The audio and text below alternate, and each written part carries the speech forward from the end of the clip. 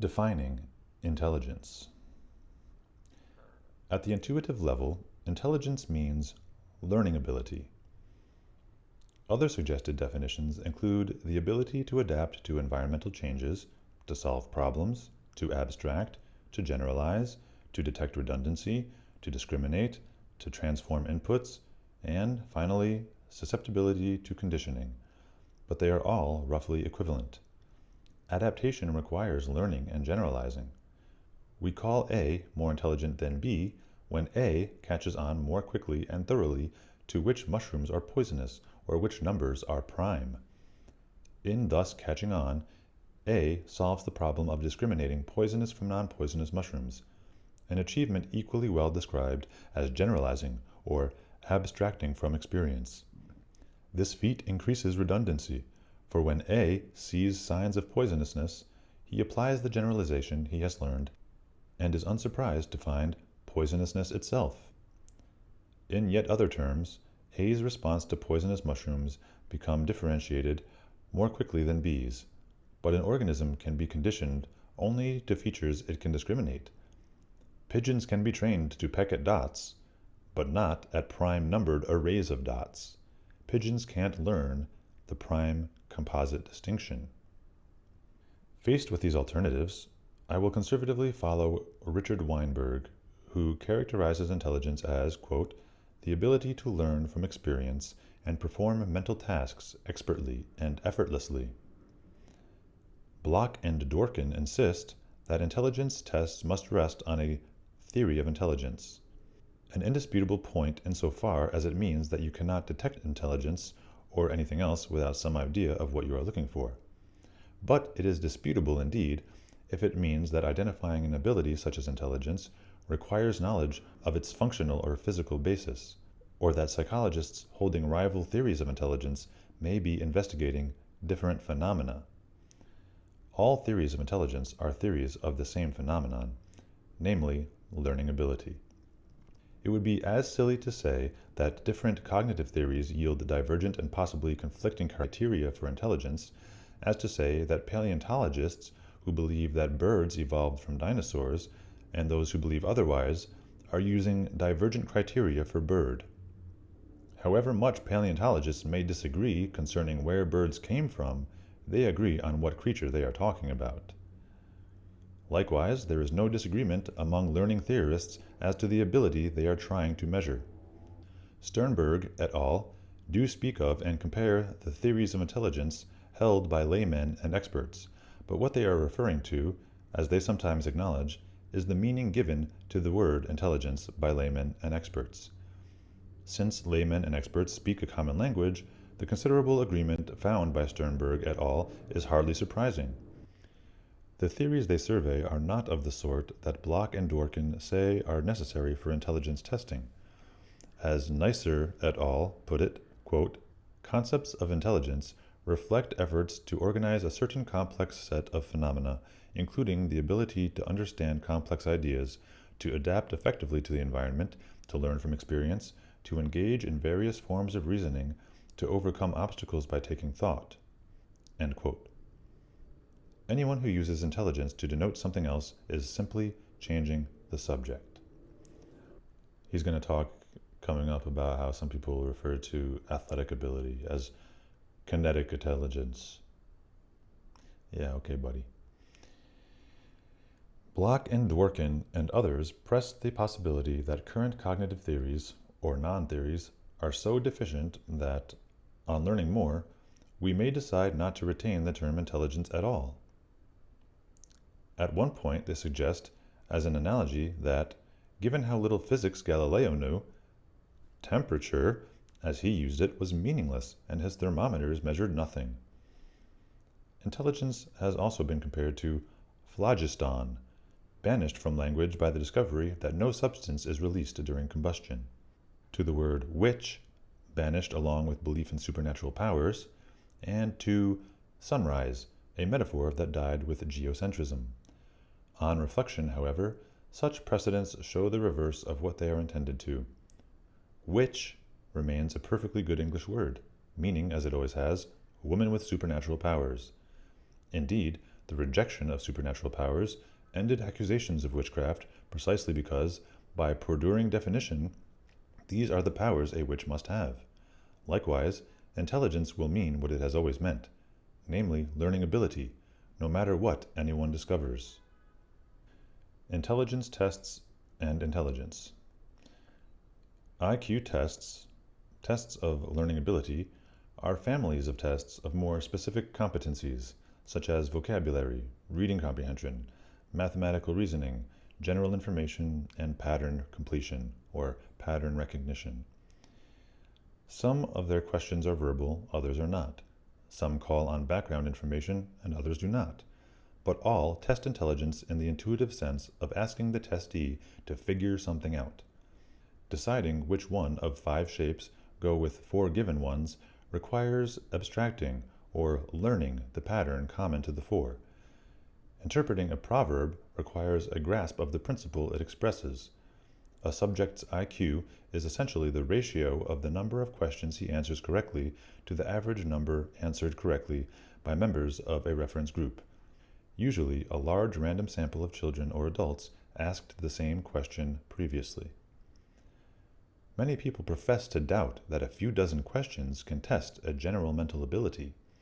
Yet, in other contexts, it is accepted that general abilities can be tested by highly specific tasks. Time over a 2-mile run, for instance, is an excellent indicator of overall physical fitness. The intuitive quality of IQ tests, apparent to anyone who has ever taken one, should by no means be ignored. But this is not the main reason for saying that IQ measures intelligence, or, more circumspectly, that IQ measures something, which turns out to be what is ordinarily called intelligence. More important is the positive mutual correlation between performance on the various IQ subtests and, decisively, those between aggregate IQ score and a variety of external variables, like life outcomes and crime rates. The correlations between scores on the various IQ subtests and between scores on different IQ tests gravely weaken the familiar argument that there is no such thing as intelligence because, quote, you can be smart at one thing and dumb at another. Gilbert Ryle, an eminent English philosopher, offers an uncompromising statement of this view. Quote, the ingenious punster, person who makes puns, may be a silly car driver, and the boy who copes well with intelligence tests, so-called, might be a lame conversationalist, slow and unretentive in learning foreign languages, or easily outclassed in the school chess tournament. Only occasionally is there even a weak inference from a person's possession of a high degree of one species of intelligence to his possession of a higher degree of another. At least some species of intelligence, say solving crossword puzzles, are, so far as we know, only randomly correlated with some others. End quote. One can readily imagine Ryle denying that there is any such thing as a general athletic ability on the grounds that a good boxer might be a terrible tennis player, and that running speed correlates only randomly with catching grounders. But suppose that good boxers do in fact play better than average tennis, run fast, and catch grounders uncommonly well. In that case, we would begin to suspect that there is such a thing as general athletic ability, or a small number of abilities tapped by different sports. And, Ryle's confident pronouncement notwithstanding, able arithmetical reasoners do unusually well on verbal analogies, are unusually adept at spotting patterns, and do display large vocabularies. Those who cope well with IQ tests are seldom slow and unretentive in foreign languages, and even Ryle stops short of claiming what he has committed himself to, that a boy who copes ill on intelligence tests so-called might prove quick and retentive in advanced mathematics. So it is natural to suspect some one ability or small group of abilities being tapped by all IQ subtests. Now we're going to skip 1, 2, 3, 4, 5 pages. Verbal disputes about intelligence. Intelligence is inherently normative. There are those who suggest that we can define and measure intelligence only if we can agree on which sorts of thinking we value most. Measuring intelligence depends on social convention. The fact that we measure intelligence shows that we are interested in it, but this no more means that what we are measuring depends on our interests than the fact that millions of people care enough about their weight to mount a scale each morning means that body weight depends on the sort of physique we value. Intelligence itself would exist whether anyone valued it or not, just as body weight would exist whether or not anyone cared about his figure. A convention is something people freely decide on and could have decided differently, like using Roman numerals on clocks. No one's learning ability would change were it decided tomorrow that learning ability is unimportant, just as no one's weight would change if it were decided tomorrow that fitness is unimportant. Nor does the fact that IQ tests happen to be designed by certain whites, so in that sense measure what certain whites want them to measure, mean that the uses to which IQ tests are put reflect their designer's race. Bathroom scales measure what their largely white creators want them to, the empirical quantity of weight, without distorting the weight of non-whites. Saying that IQ tests are distorted in favor of whites is like saying that scales are distorted in favor of whites. No. Stupid. Good analogy. The word intelligent does carry positive connotations, but the horse of reality must be kept before the cart of language. People don't admire intelligence because the word intelligent is a compliment. The word intelligent is a compliment because people admire intelligence, just as obese is derogatory because people dislike obesity. Apart from relatively pure commendations and derogations like good and evil, most evaluative words acquire their force from the value placed on what they name. Let some tyrannical authority decree that flabbiness is henceforth to be labeled beauty, and instead of people coming to admire flab, the word beautiful will become an insult. Consensus evaluations are often packed into descriptors, yielding what Noel Smith, 1954, called Janus words. The word rancid, for instance, does two communicative jobs. Calling butter rancid advises against eating it, and since everyone agrees and knows others agree on what sort of flavor to avoid, rancid also denotes that flavor. Intelligence serves a parallel dual function. Calling someone intelligent conveys a definite idea of how his mind works, and because that sort of mind is admired and known to be admired, praises him as well. There are different kinds of intelligence. IQ tests are often said to measure only one sort of intelligence, the logico-mathematical. Gardner, 1983, discerns musical, bodily kinesthetic, and personal intelligence as well. The trouble with such proposals is not that musical and social skills are fictions, they plainly exist. Something is known of their location in the brain, as Gardner emphasizes. The trouble is that calling them intelligences arbitrarily extends the word intelligence to abilities it did not previously cover, in effect, redefining it. The basic point here is quite simple. As most people use intelligent, Nikola Tesla is a paradigm of intelligence, while Babe Ruth is not. As Gardner uses it, Babe Ruth is as much a paradigm of intelligence as Tesla. Normally, anyone who announced, "On my definition, Babe Ruth is as smart as Tesla," would be accused of playing with words. By this standard, the multiple intelligence theory is wordplay, pouring new wine into old verbal bottles.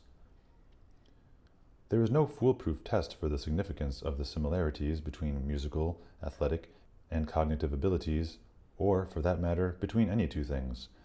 A good rule of thumb, though, is that a significant resemblance can be described in ways that beg no questions, so that, in particular, a resemblance between intelligence and something else is significant when it can be described without the use of the word intelligence itself.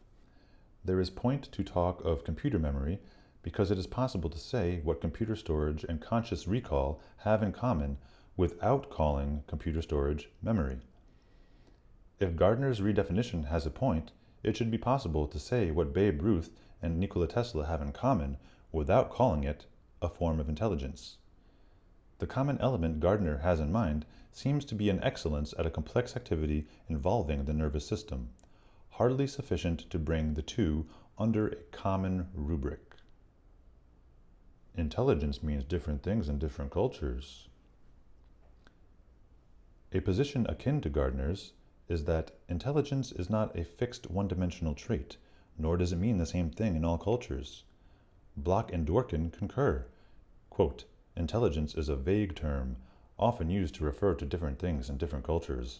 End quote. Neither position is coherent. To begin with, it is blazingly obvious that monolingual speakers of languages other than English never mean or refer to anything by intelligence, since intelligence, a word of English not found in their languages, is a word they never use. The most that a language other than English can contain, and speakers of that language use, is a synonym for the English word intelligence.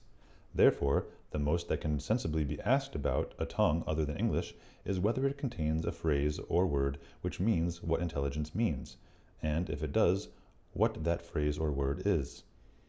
That term, should it exist, is their word for intelligence. But a question without point, because it is self-answering, is what their word for intelligence means. Their word for intelligence, the word in their language, should there be one that means intelligence, means intelligence. Every culture's word for intelligence is by hypothesis synonymous with intelligence, so the idea that intelligence does not mean the same thing in every culture is an absurdity. That paragraph had the word intelligence in it a lot of times, but I think it was necessary. People pretend not to understand the word intelligence, I suspect, to avoid embarrassment over race.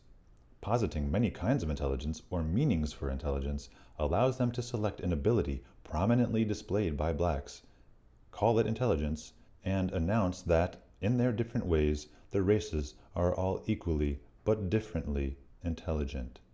Another example of obscurantism about race differences. Could not have put it better myself. Well, I think I'll stop there for now.